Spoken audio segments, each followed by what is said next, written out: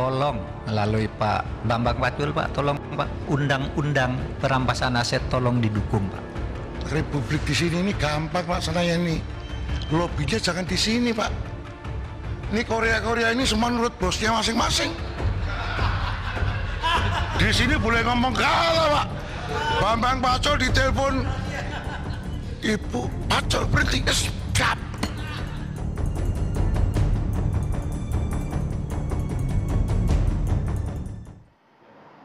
Yang Anda saksikan baru saja pemirsa adalah pernyataan dari Ketua Komisi Hukum DPR RI yang mungkin dalam kondisi bergurau menyebutkan bahwa RUU perampasan aset itu bisa diproses gampang caranya asalkan pemerintah dalam hal ini Pak Mahfud MD menghubungi langsung Ketua Umum Partai. Itu disampaikan oleh Bambang Wuryanto ketika rapat dengar pendapat umum Komisi 3 DPR RI dengan Menko Polhukam Mahfud MD yang juga merupakan Ketua Komite Nasional Pencegahan dan Pemberantasan TPPU beberapa waktu lalu. Ini kemudian pernyataan yang direspon banyak pihak dengan sedikit mengkritisi barangkali ya. Jadi DPR ini wakil siapa? Wakil rakyat atau wakil partai? Itu satu hal. Yang kemudian yang mencuat adalah rancangan undang-undang perampasan aset tindak pidana yang sudah lebih dari 10 tahun tapi jalan di tempat bahkan mandek yang akhirnya ditagih oleh Pak Mahfud dalam rapat tersebut. Kenapa ini bisa mandek? Apa penyebabnya? Kami akan bahas juga malam hari ini di Dua Sisi bersama saya Dwi Anggia.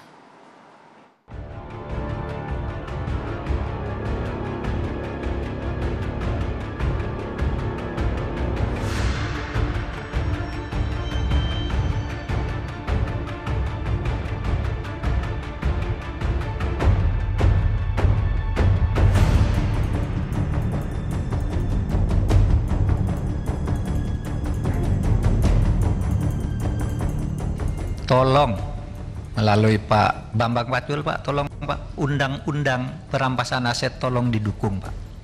Biar kami bisa ngambil begini-begini nih, Pak. Tolong juga pembatasan belanja uang kartal didukung, Pak. Republik di sini ini gampang Pak Senaya ini. Lobbynya jangan di sini Pak. Ini Korea ini semua menurut bosnya masing-masing. Di sini boleh ngomong kalah Pak. Bambang Pacul ditelepon, Ibu Pacul berhenti, siap. Ini laksanakan Pak. Loh, saya terang-terangan ini, gitu loh. Mungkin perampasan aset bisa, tapi harus bicara dengan para ketum partai.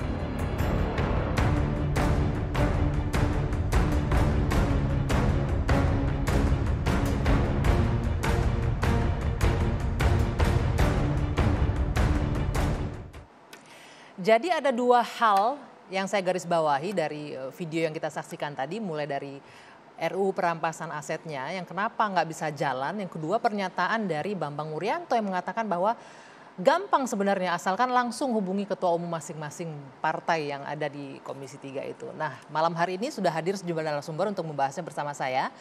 Ada Bung Margarito Kamis, pakar hukum tata negara. Selamat malam, boleh dipakai mic-nya Bung Margarito? Ya, selamat malam Bagi, selamat malam semuanya.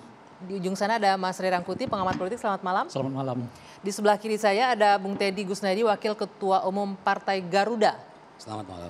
Ya, dan juga bergabung secara virtual nanti bersama kita Bung Zainal Arifin Mukhtar, peneliti anti korupsi Pukat UGM.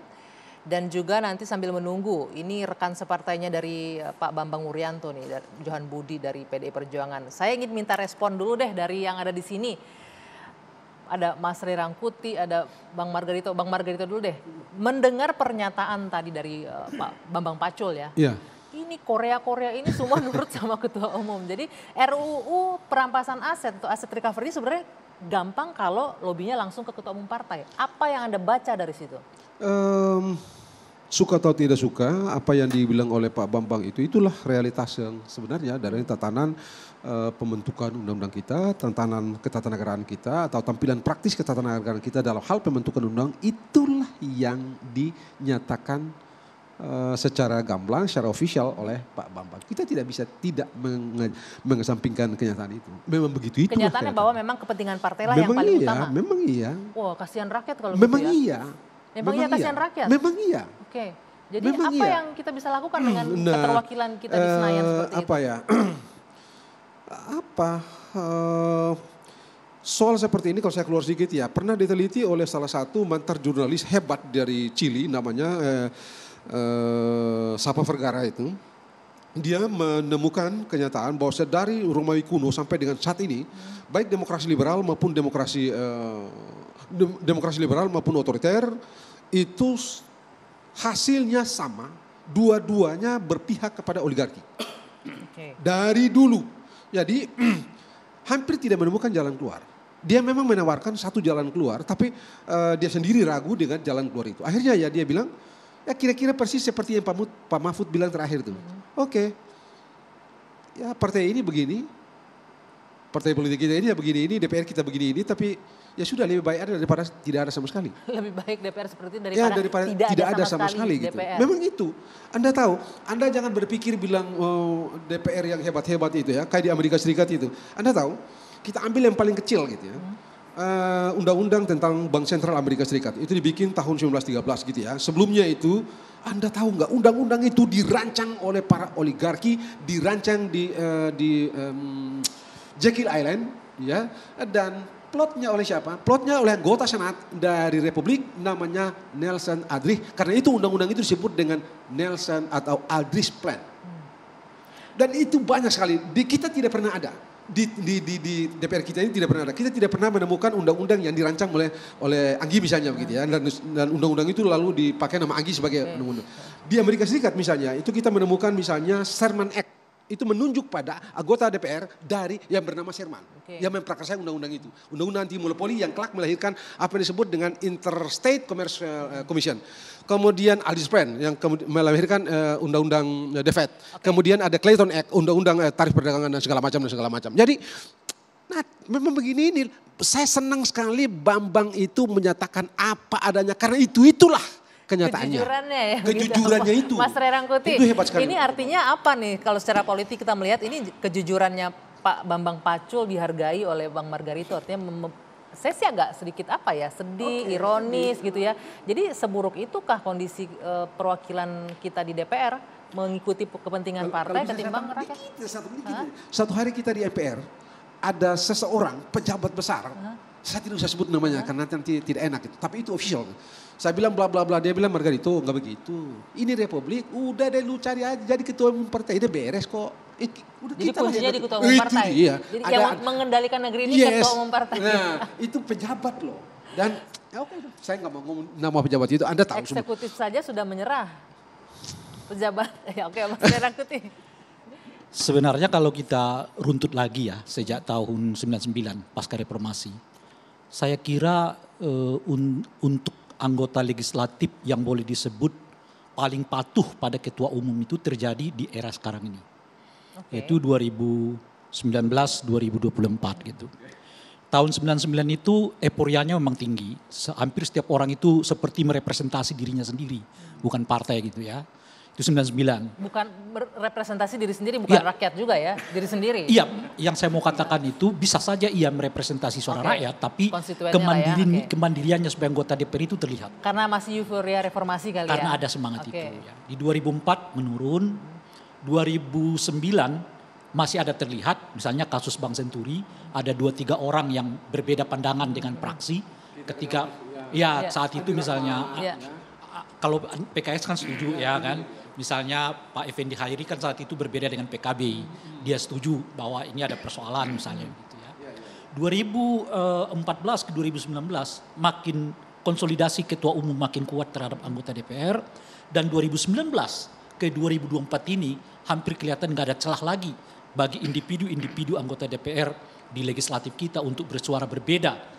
Bukan hanya persoalan yang terkait dengan profesionalisme mereka sebagai anggota DPR, tapi secara umum keputusan partai politik entah itu di ranahnya di DPR maupun ranahnya di luar DPR itu hampir tidak ada kelihatan. Apa penyebabnya Mas Ray kalau Anda melihat sebagai pengawat politik? Kenapa menurun ini? Ya, dari kuat konsolidasi ketua umumnya kenapa? Pada akhirnya kemudian secara sosiologis dan kultural memang nikmat berkuasa itu gitu. Dan semakin ke sini konsolidasi para ketua umum ini juga makin kuat. Apalagi di tahun-tahun politik seperti sekarang ini kan. Ini kan tinggal 2-3 bulan lagi akan ada proses pencalekan kan gitu. Jadi Lu mau calon lagi apa enggak? ya semua Lu mau sangat calon lagi apa enggak? semua sangat tergantung pada keputusan ketua umum. Ketua umum partai. Tapi kalau begini mau Oleh dipilih apa enggak? Kan rakyat yang milih. Yang taken dapat pencalonan Ketua kan umum. Bahkan Betul. dengan kondisi seperti sekarang ini, proporsional daftar terbuka itu hampir tidak relevan sebetulnya bagi mereka. Meskipun tidak dengan itu saya mengatakan kita mengubahnya gitu ya. Dan Kenapa kita, gitu? Catatan untuk ini kita masih menunggu kan ya keputusan Iya, MK iya, loh. iya, Ini iya. juga warning Iya. loh sebenarnya. Apalagi Terbuka tertutup. begini Oke. aja, apalagi kita buat tertutup gitu. Nah, Mic-nya pada mau dipakai nanti 2000 seingat saya ya, apa yang disebut oleh Bung Margarito, itu pernah saya alami saat itu bersama dengan Ahok ya. Karena kesulitan untuk mendorong undang-undang perampasan aset ini, saat itu istilah kita sebut undang-undang pembuktian terbalik. Nah sekarang disebut dengan undang-undang Aset recovery perampasan ya, aset, perampasan aset. di mana salah satu poinnya itu adalah soal pembuktian terbalik. Ahok masuk melalui 2 pasal di undang-undang pemilu. Bahwa setiap calon anggota legislatif itu harus selain melaporkan dana mereka kepada LHKPN dan dilaporkan kepada KPU, juga harus ada pasal di bawahnya yang menyatakan bila ada keraguan terhadap harta kekayaan mereka harus dibuktikan oleh yang bersangkutan bahwa harta itu didapatkan secara halal gitu. Itu pernah dulu bersama-sama kita perjuangkan masuk aturan itu di dalam draft undang-undang naskah pemilu. akademisnya. Oke. Saya sempat mengatakan itu kepada Ahok. Ahok kalau pasal ini lolos, saya akan menyebut ini sebagai pasal Ahok, saya bilang. Sampai sekarang Sayangnya masuk nggak itu tidak Oh, lolos. tidak lolos ya. Pasal ini tidak lolos ya.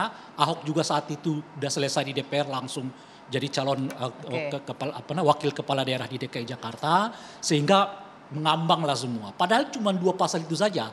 Apalagi kita berbicara tentang 1 pasal utuh di dalam undang-undang.